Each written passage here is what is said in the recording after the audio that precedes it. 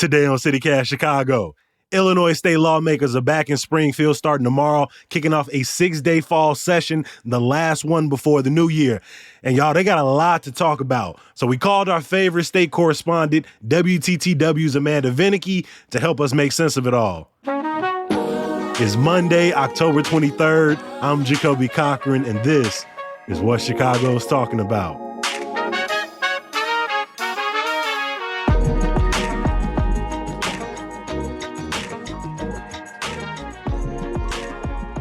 Amanda Vinicky, welcome back to CityCast Chicago. Thanks for having me. I am always glad to be back. Amanda, the General Assembly will meet between October 24th and 26th, and then from November 7th to November 9th. So they're meeting for 6 days over the course of 3 weeks. What's the purpose of these last few weeks? The purpose of the veto session is just that. This is to enact on any legislation that the governor used his veto pen on. And Illinois either has an outright veto or what's called an amendatory veto, really where you can edit legislation if you're the governor. And so this is the opportunity for the legislature to decide, yeah, we're going to accept those changes. We are going to agree with the governor and totally reject the bill and prevent it from coming law, or whether they want to override the recommendations of the governor. And so really, when you think about it, it makes sense. There's sort of a pause. All the legislation is passed in the spring, and then the governor has a window to sign it into law or take one of these veto actions. And then there's an opportunity for lawmakers to sort of pause, think it over, decide what course of action to take. And so that happens throughout really the summer, all of those things. And then come fall is when they return for the veto session to make these decisions. That's ahead of the regular session, which typically begins in January. So that's really the pace of things. I will add that generally, you don't get a ton of vetoes, at least we haven't in recent years. Mm-hmm. And that's because, well, I mean, it makes sense, right? You have really... There's a Democratic supermajority. Exactly. Democratic supermajority and also a Democrat in the governor's office. We do this year have a handful. And by the way, the legislature is not limited to acting on these vetoes. They could bring up more legislation. I was going to ask, I was like, is there any new legislation that, like, can you bring new legislation during this 6-day period? You can, and the legislative leaders really try to keep a lid on that. It is only 6 days, so not a lot of time, and that's not what this is for. But sure, this is an opportunity if you have something that immediately needs to be dealt with, or at least before January. But most bills take months to pass. This is just a 6-day window. But yeah, it is an opportunity for any priority or a more immediate need, or anything that maybe didn't get done during the spring, and legislators who either have the power or maybe a loud enough voice to make a lot of commotion about it for them to do so. Are there plans to increase funding for Chicago and other cities managing the growing number of migrants and asylum seekers? Chicago is close to 19,000 people that have arrived. Is there any chance that legislators are going to increase how much money they're doling out to local cities? For such a complicated issue, I have a really short answer. Let's go with 2 letters. N-O. No. There are no such plans, Jacoby. It is something where there's certainly pressure from city officials on state lawmakers and on Governor J.B. Pritzker to do more. They want state intervention, and often by intervention, what they really mean is money. You talk to folks on the state side, they say, kind of try politely and quietly that they're not necessarily impressed with how Chicago has been handling it thus far in using the funds that have already been sent. And then really the bulk of it is that there isn't this money. So you're seeing this, I think, play out, including in just demonstrations or in some lawsuits even by Chicago residents who say, hey, wait a second, we don't want additional money going to these newcomers when there's already so much unmet need, particularly in disinvested communities in Chicago. Where is this going?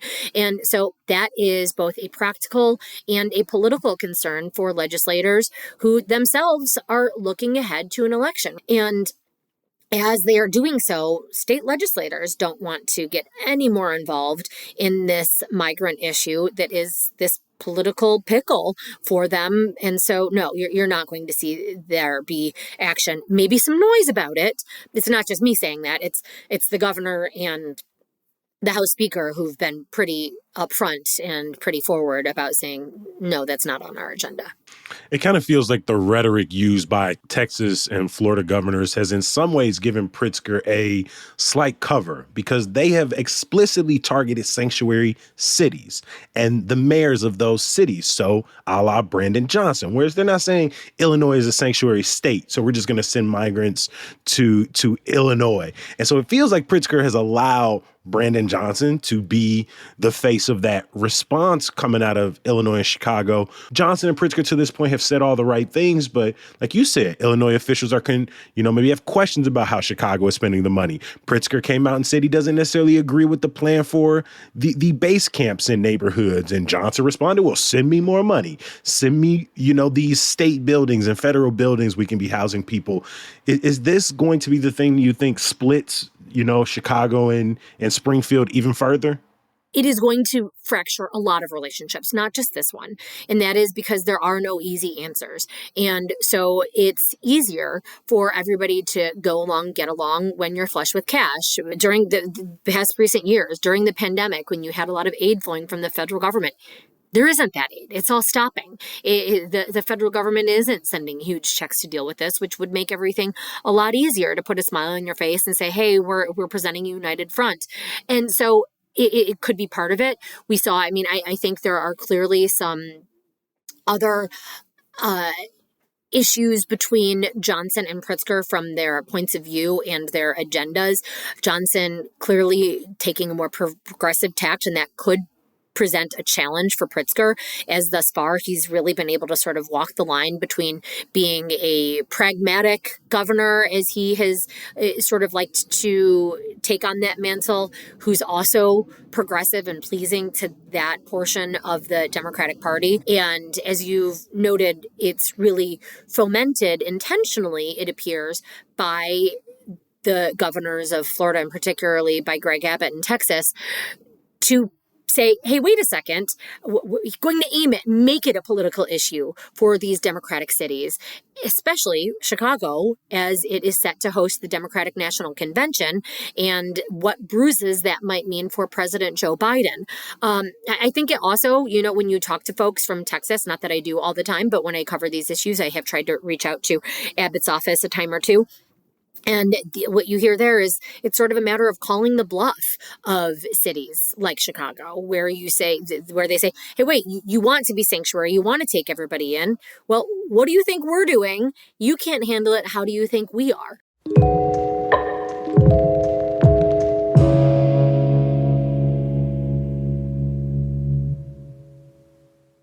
We know that Democrats have a supermajority. So going into this session, what do you think will be the number one priority for Republicans? Republicans certainly will be making noise, I would project, about changes to Illinois' gun law, and in particular the assault weapons ban.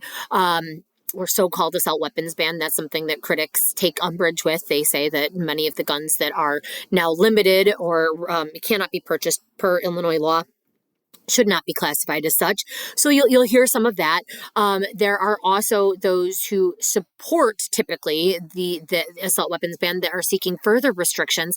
You could say this really, however, deals with domestic violence victims. And so those who a judge has ordered should be protected by some sort of legal protection. You also can have a judge determine what other restrictions go along with that, including that these individuals be stripped really of their firearms. Up until now, though, Illinois has had a fairly loose procedure for actually taking those guns. So let's say that there is somebody who a court has deemed to believe to be an abuser, or at least enough evidence that they might be such, that they shouldn't have a gun, but who's to say who's responsible for actually taking away those guns? So that's going to be a big push. October is Domestic Violence Month. And so to really set up a procedure for taking guns from the home and forbidding also somebody who is covered by an order of protection from just saying,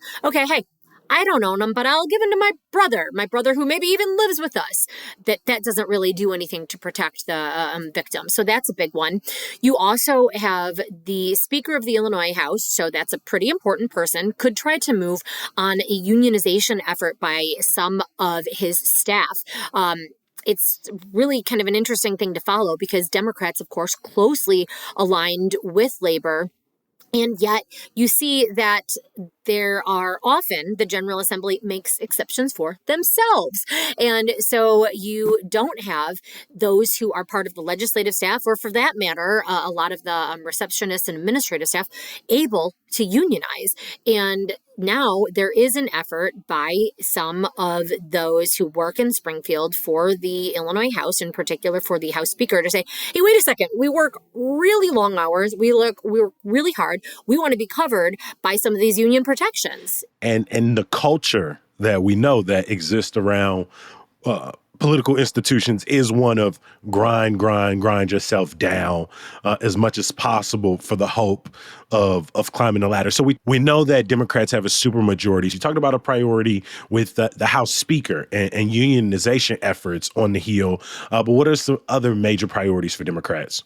The business community has some interest in trying to get protections for Illinois' Biometric Act. That really is one that we have seen businesses get in trouble for, as Illinois has some pretty strict codes and legal provisions. Yeah, we've seen Facebook settlements, Snapchat settlements, Google settlements that basically say these companies misuse private data. You don't mind when you get one of those checks, do you, Jacoby? Hell no. I done probably got, $490, $590 because they used my pictures bad. somewhere between 2010 and 2014 or something. But yes, because of Illinois' strict biometric privacy laws, we've seen multiple tech companies with multi-million dollar, $100 million settlements. And so does that mean companies are now saying, hey, we understand the law, but it's being used in a way that we don't like. Y'all might need to reevaluate it? Exactly. And I guess I'm not sure how much sympathy there is for, say, Meta or X, but there might be some more for local Illinois businesses, and they believe that the law is sort of being misconstrued, or at least is overly onerous. And so that is something that the business community had strived to get reined in during the spring session. Didn't happen. We saw that really being a contentious fight because Illinois is on the forefront of giving those privacy protections. There's a bit of bad blood on the negotiators on the opposite sides of that, but something that there are those who really say, hey, Illinois needs to take control of this, saying now is the time to do it versus continuing to let it linger. I want to talk about a few more pieces of legislation that could have an impact right here in Chicago. One of them being the Bears. We've been living with this potential reality for years now that the Bears may soon move themselves to Arlington Heights, but it seems like they will need to continue to secure funding. Is there going to be a funding measure brought up during this session? There is not, Jacoby, as I'm no football pro, but throwing a little bit of a sports lingo here. The Bears punted. They are not going to, they have been clear in saying that they are not going to pursue any sort of measure during this fall veto session. That's not to say they're not going to be back and asking for something during that spring session when there is more time to deal with this. As I noted, there is an election on the horizon. In my opinion, the Bears fumbled. They had a flawed rollout from their approach in getting this legislation in the first place, and that's going to make it all the more difficult for them to, get across the finish line, for them to be able to score in Springfield, if you will. I'll stop this. No, you did this. You did a great job. It was a punt. Thank you. Then they fumbled it. They did not score. I should basically be a sports reporter, right? I know. Another huge thank you to WTTW state correspondent and CityCast 10-time guest, Amanda Vinicky. We appreciate you making time for us. Thank you. I really love talking with you. I love talking with anybody about politics, Jacoby, but especially you. I appreciate you. Before I let you go, have y'all been watching what's been happening with them bed bug outbreaks in Europe, particularly in France? I don't know if you noticed, but Chicago was rated the bed buggiest this year by at least one exterminator. So if you want to learn what to do about these pests, head over to our website at chicago.citycast.fm. That's also where you can subscribe to our Hey Chicago newsletter and catch up on podcast episodes you missed. Of course, I'm going to leave you with some good news. Tonight, our friends at the Tribe are celebrating the release of their updated 2023 Tribe Guide at Haymarket House in Uptown. To learn more about the work the Tribe does and to see their most recent Tribe Guide, check out our show notes. As always, we appreciate you for reading and listening. We'll be back with you bright and early tomorrow. I'll talk to you then. Peace.